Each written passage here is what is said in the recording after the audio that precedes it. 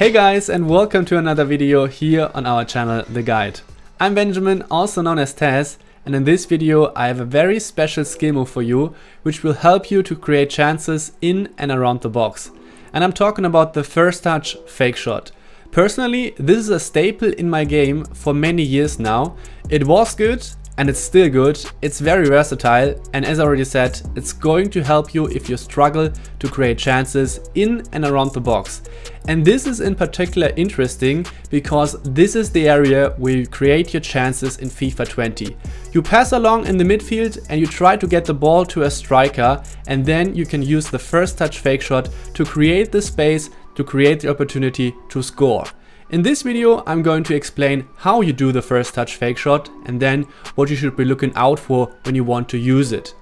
But before we come to that, just a quick reminder, a couple of days ago we published our FIFA online course. 25 videos, 3.5 hours of video material, and this course is going to help you if you have the feeling that you stagnate as a player at the moment, that you don't improve anymore and you don't know how to improve, because there are a lot of different angles how this course is going to help you. There are mental aspects, also in-game stuff which is going to help you to find your own personal playstyle, but also analyzing your game, training, and then also competitions, which includes a weekly guide to improve your results on a consistent basis.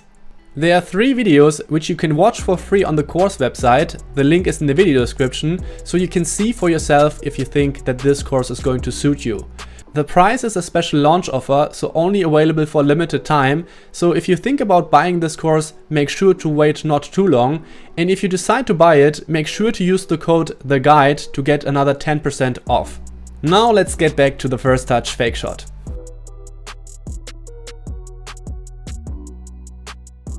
Part of this move is the fake shot. For this you have to power up with the shooting or crossing button and then cancel this by pressing the passing button in quick succession. I recommend to slide your thumb from one button to the other one. I like to do the fake shot with the crossing button, but this is just personal preference.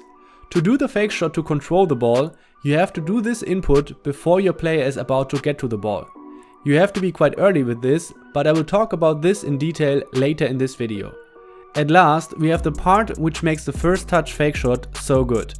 As with a normal fake shot, you can combine this with a direction change by holding the left stick in a certain direction while performing the fake shot.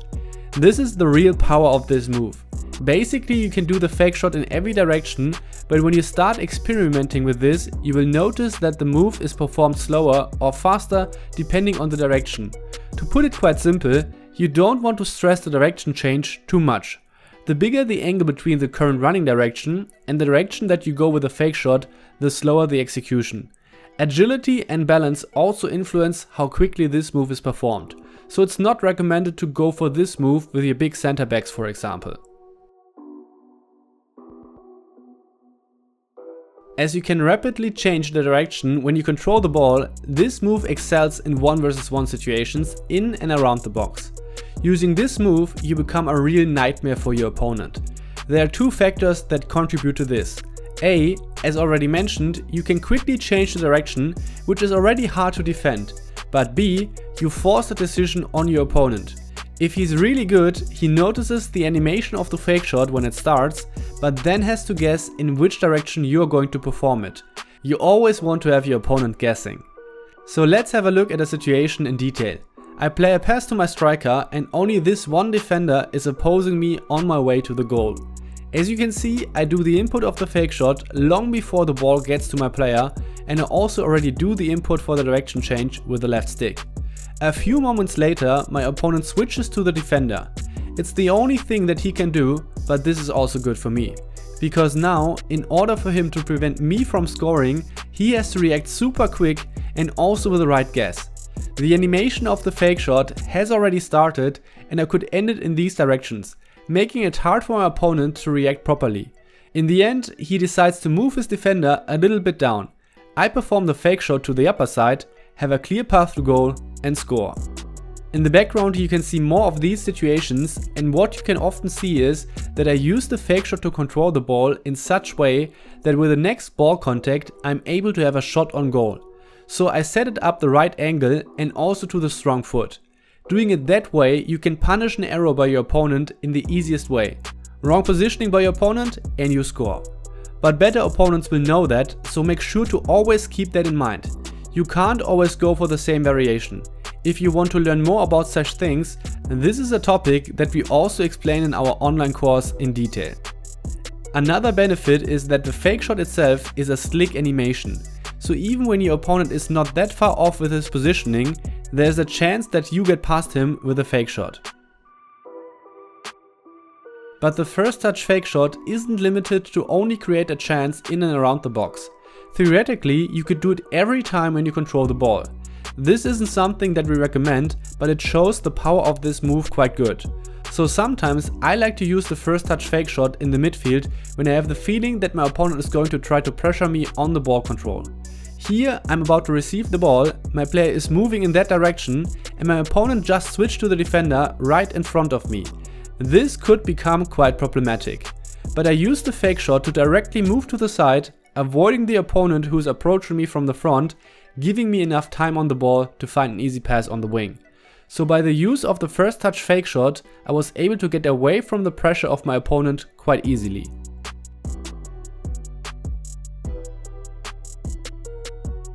But not everything is golden with this move. If you screw up the direction or your opponent has a good anticipation, it can lead to a very easy loss of ball possession. Basically every time you do it, you gamble a little bit whether your opponent is going to read you correctly. Sometimes it's going to pay off, sometimes it doesn't. To increase your chances of success, you should avoid doing the fake shot in a fashion that it becomes too slow. In the background you can see some bad examples at which I messed up the exit angle. Most of the time it's a 180-degree variation, so my player has to shift his momentum, leading to a slow execution. This makes it very easy for my opponent to react to it properly. So this is something that you have to keep in mind. Another very big problem is doing the input too late. Since a couple of years you're not able to perform the fake shot at the last second, but instead you have to do it quite early. Otherwise you will see stuff like this, your player kicking the ball away. This is because the game only registers the powering up part but not the cancelling. This is super annoying. The following factors can lead to this problem. The pass is too fast or the distance from one player to the other is too short. In both cases it reduces the time window at which you can do the input. So if you're just starting with this move, try to avoid using it in situations like this. Another factor which adds up to this is a bad connection in form of input lag. Under bad playing conditions, which unfortunately is not as seldom, you have to do the input even earlier.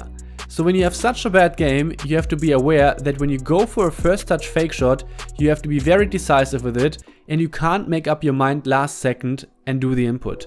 When you're lucky, you're so late with the timing that your player doesn't kick the ball away but just controls it and performs the fake shot on the next ball contact. So this is also something that you might encounter as well. If you have this problem, you are either too late with the input or the player was not able to trigger a suitable animation because of the way the ball approached him. The first touch fake shot can be a real game changer. The French pro maestro is feared for this move. He often finds a way to use it to even surprise the world's best players. So even at the highest level, it's relevant.